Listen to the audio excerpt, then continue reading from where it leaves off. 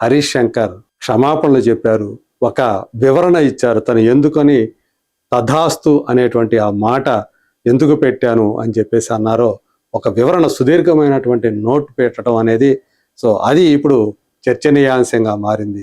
అసలు ఆయన ఎందుకు తథాస్తు అని చెప్పేసి ఆయన పెట్టారు అంటే, ఒకరు పవన్ కళ్యాణ్ అభిమాని, మీరు బాక్స్ ఆఫీస్ రికార్డుల్ని ఈ సినిమాతో అధిగమించేట్లు చేయాలి అని చెప్పేసి అతను అంటే తథాస్తు అని చెప్పేసి ఈయన పెట్టాడు.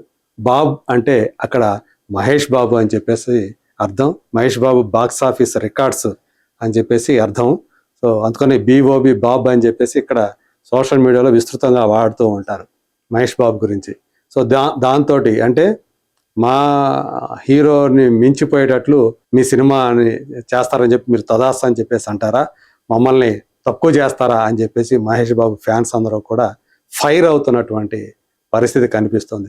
దాంతో నష్ట నివారణలో భాగంగా ముందుగా హరీష్ శంకర్ చేసిన పని ఏంటంటే, తాను పెట్టినటువంటి ఆ తదాస్తు అనేటువంటి ఆ పోస్ట్ని డిలీట్ చేయటం.